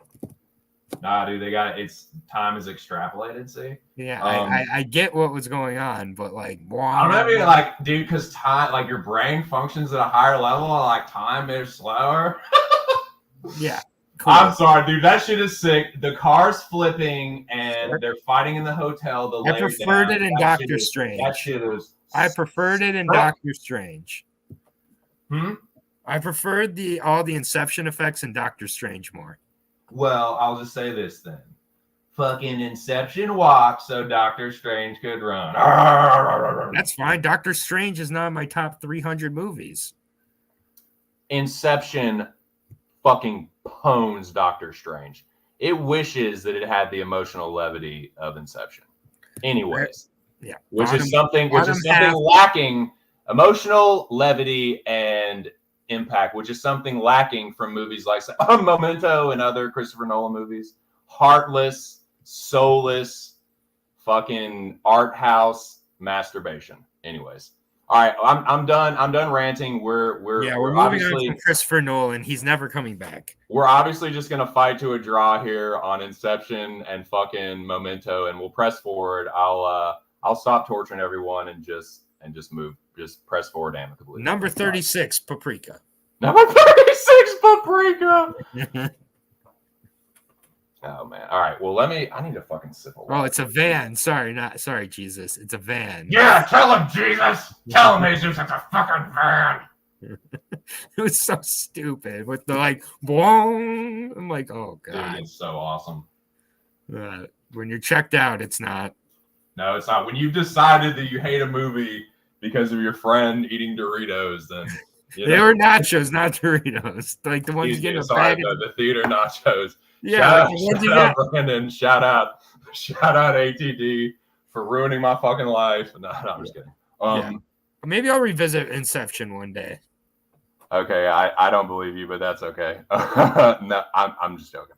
I'm kidding. It's all love.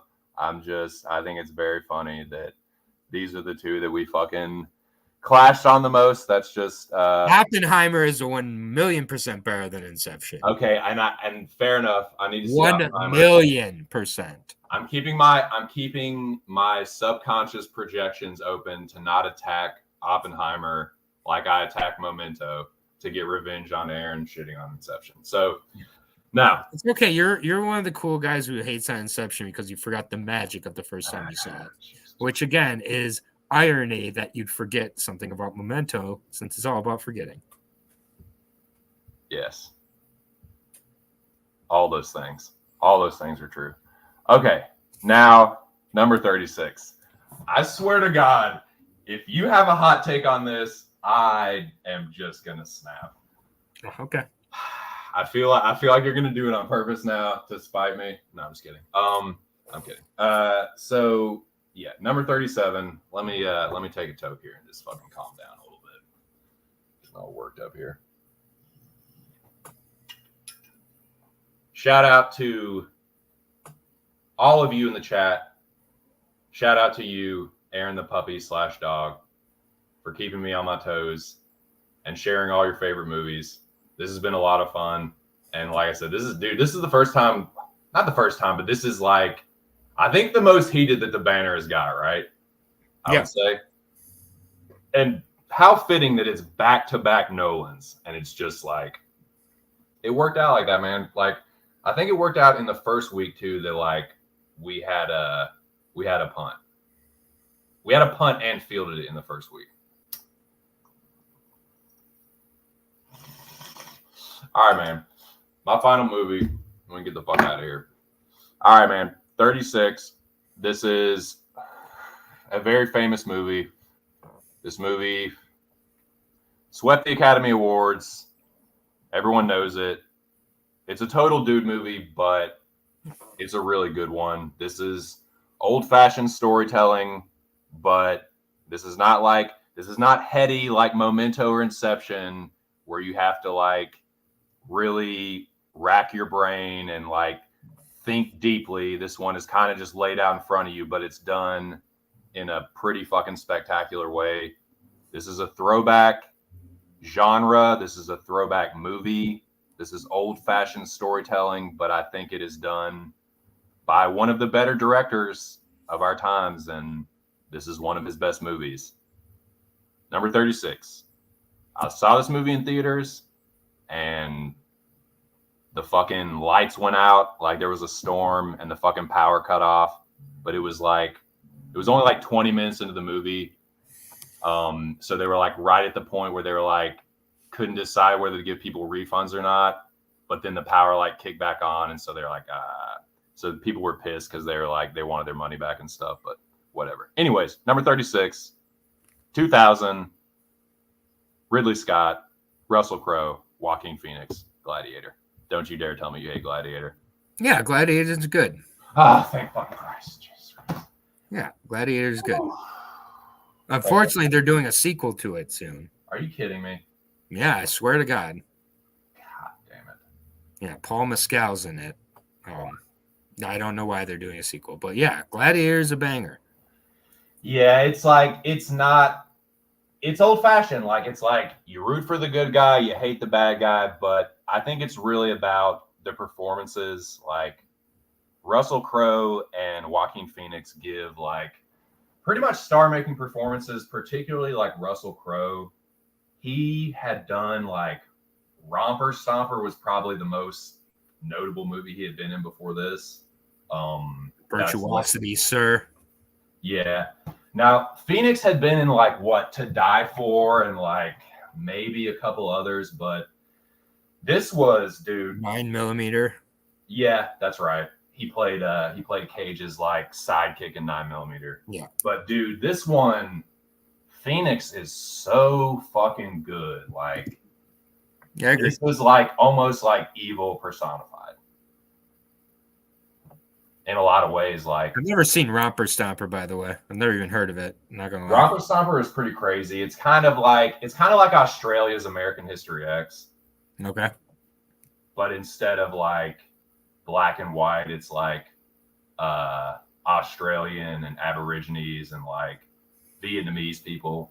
Yeah. That's kind of like the racial tension or whatever. Mm-hmm. It's good. It's like, I don't know. I mean, I think American History X is superior, but Romper Stomper's good. It's definitely like Crowe gives a good performance for sure. Like, I don't know if it's quite as good as like Edward Norton's, but it's like in a similar vein, like a tortured dude who's like not really a bad guy, but he does so much bad shit that eventually it's like catches up with him kind of deal, you know. But it's good. Definitely worth a view if you haven't seen it. It's like, yeah, I'd say it's probably like the most standout role before Gladiator. But dude, this is just the music, the fight scenes. Like, I was worried that it wasn't going to age that well. And I'm like, oh man, there's some CGI in it. But the CGI is really tastefully done. And like, everything is tastefully done. The fight scenes are well choreographed. The writing is good. Like, the dialogue isn't like, there isn't a ton of dialogue, but it's like believable. It's not like cheesy. The lines, some of which, like some of the most famous lines are improvised. like that on my signal, Unleash Hell. I think Crow just like came up with that. So like, there's some classic lines in it, some classic scenes, great performances. Like, I'm sorry, man, when he's rising up through the ranks of the gladiators and like this battle here in the Avatar, and like when he's ascending to like the number one like Billy Badass gladiator, that's some of the coolest shit. I love Proximo. I forget the guy's name that plays him. He's a pretty famous actor, but he does a really good job. And Oliver Reed. Oliver Reed, yes, thank you.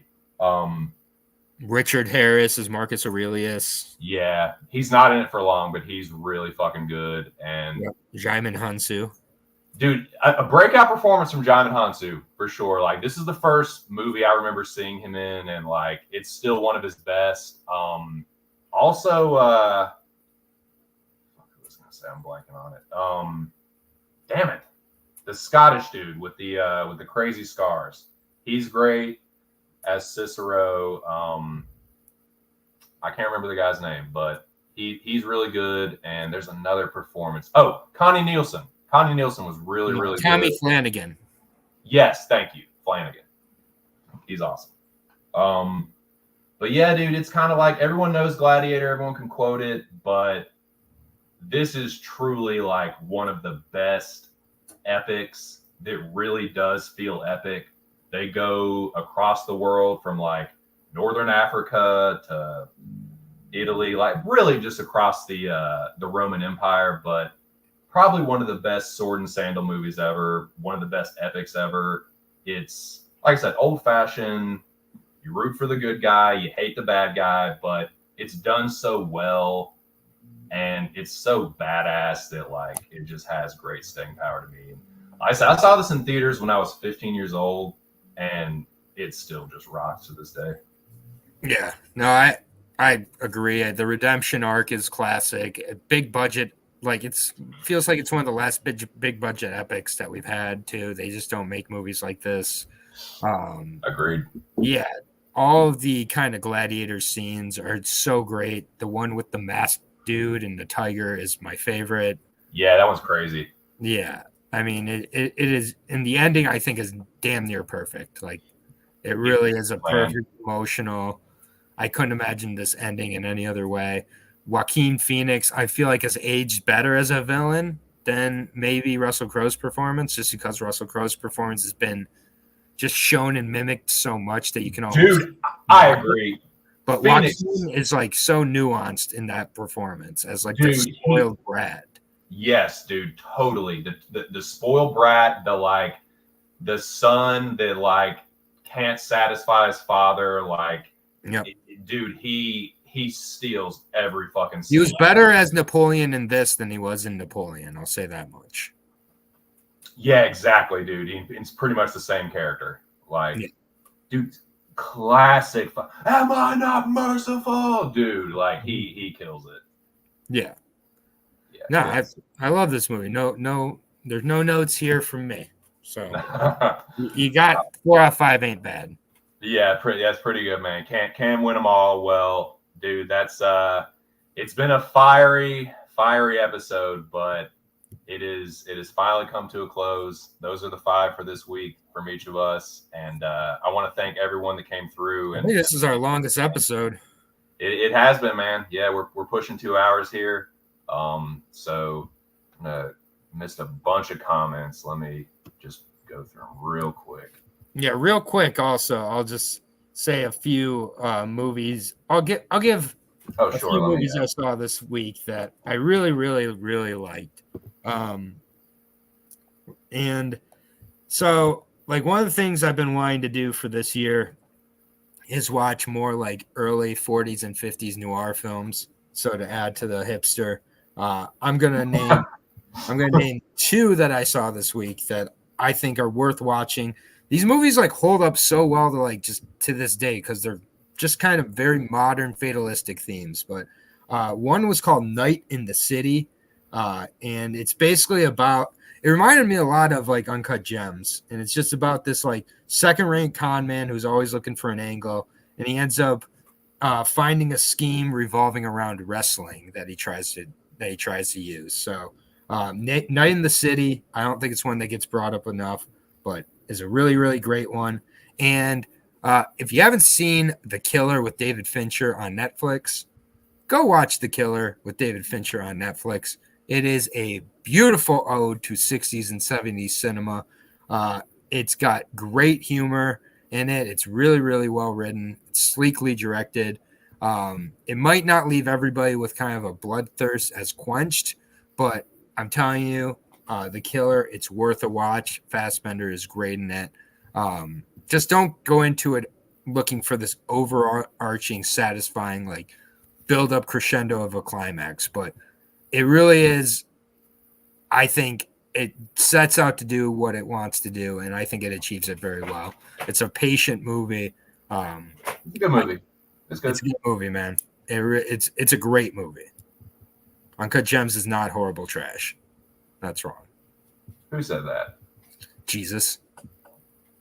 Hey, it's funny, man. Jesus is like, he was on my side with Inception, but I know he loves Dark Knight, so he won't have in that Dark Knight slander. Yep, and then he says Uncut Gems is trash. It was horrible trash, he says. I liked Uncut Gems. I like Good Time better, but Uncut Gems is good. Yeah, but those are just a few of the movies on my list. And a movie not to watch, do not watch this movie by any means, is Brightwood. Terrible fucking indie movie that's like about a time loop, about a married couple around a pond. Don't watch Brightwood. So I think I'm trying to remember. I know on My Signal, Unleash Hell was improvised, and there's another one I can't remember. Man, I've really been blanking, dude. I'm fucking like Leonard, like not remembering shit. Yeah, that's what you get. I know. I guess I'll have to watch Paprika to get my fucking memory back. But That's fucking good. I can't help if that's a stupid. I'm gonna have to fucking watch it now. God damn it! I put too much time and energy to like arguing. Paprika's Inception. Yeah, The Killer is good, man. My expectations were too high, but it's not a bad movie at all. It's good.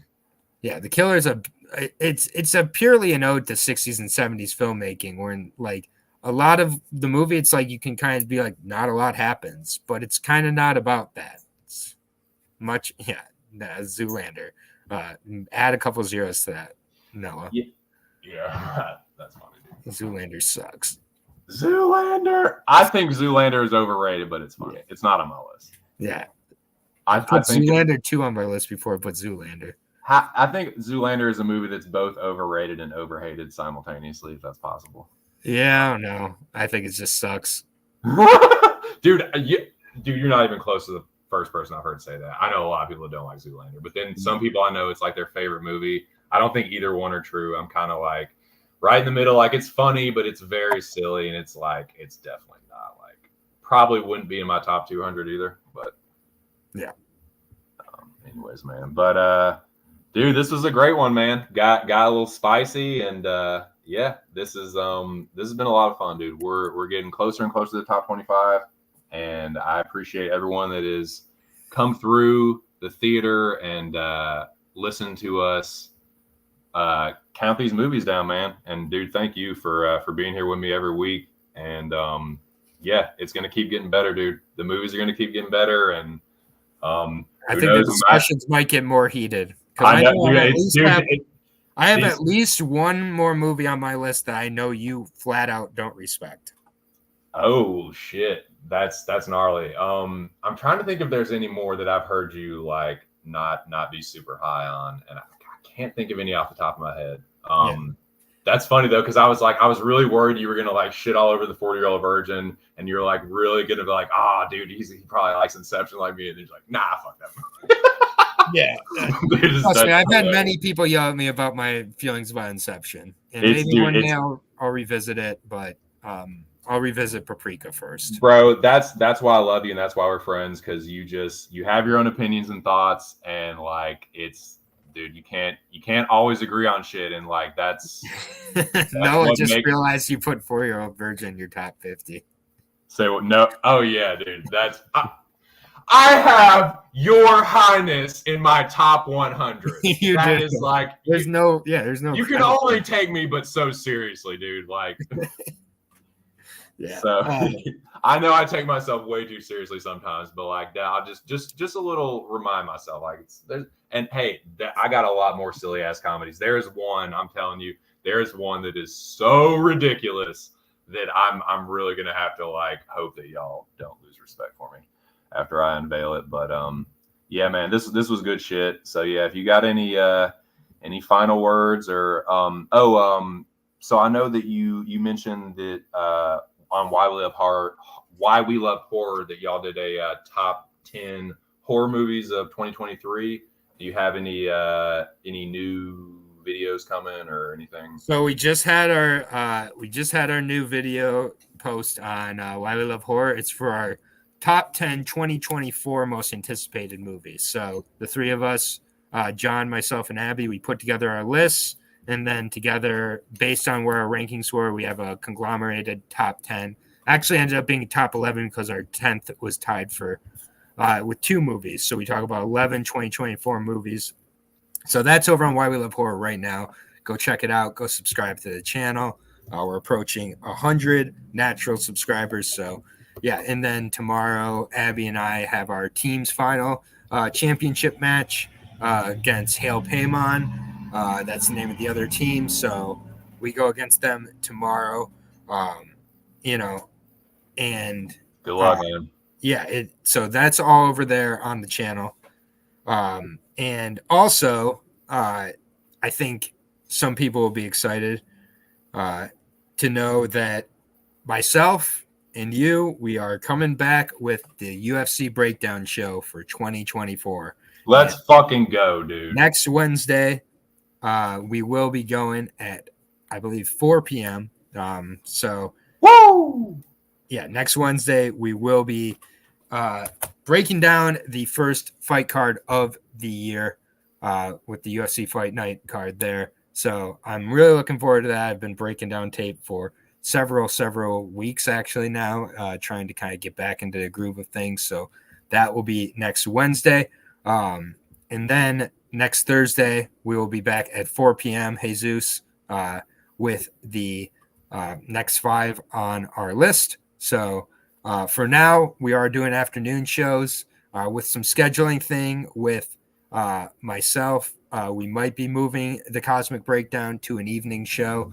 I'm not sure yet. Just a lot of stuff with life going on for me that no one really wants to hear about, but everybody will know ahead of time. But next Thursday, we will be here at 4 p.m. Next Wednesday, we'll be over on my channel, Aaron the Dog, MMA and movie trivia for the UFC Breakdown show. Back again. Did we do 4 o'clock before, or did we do like 2 o'clock before? We did like 2, right? Dude, honestly, I'm trying to remember, and I think we did 2. So if we did 2, we can do Wednesday at 2 p.m. Wednesday at 2. Okay. Wednesday at 2 p.m. But we'll get a tweet out there, and I'll get the video up. But yeah, I'm looking forward to breaking down MMA again. My 3-month break or 4-month break, whatever it's been. It's been necessary, but I do feel revitalized. So yeah, that's all that's going on for me right now. And then yeah, Thursday at 4 p.m. movie show. Yeah, you heard the man. So yeah, it will be next week. Will be same time, same place here, and then yeah, you heard him. So and thank you, Zach, for stopping by to critique my kitchen. Yes, thank you. Yeah, was that Zach's only fucking comment? It was like, nice kitchen, boner, and then he just left. Like yeah, like dude wants to have sex with me so bad. It's classic Zach comment. So there's a dip and dash. Dip. It was a dip and dash. Yeah. So got me all good. right, Stan Halen. Well, thank you so much for being here as always. I'll fucking watch Paprika just for you. And man, thank you everyone that's come through in the chat. We will be back next week. And yeah, man, I'm super duper looking forward to talking MMA again with you, my man, and doing some streaming again on your channel. Man. I don't know if I remember how to do it, but I'll get back in the groove. Fuck yeah, dude. I'll be very honest. I put a lot of work into this card, so I should come back sharp, but only time will tell. That's right, man. Well, dude, thanks again. Thank you. And thanks to everyone that came through and contributed in the chat. We'll be back next week. Please file out of the theater in an orderly fashion, and please smash the like button and tell everyone you know how awesome this show is and this channel, how awesome Aaron's channel is. And yeah, everyone subscribe, smash the like button. Once again, Aaron, thank you. Everyone else, thank you. For Aaron the dog / puppy, I am just my 2 cents, and we hope to catch you on the next one. Peace!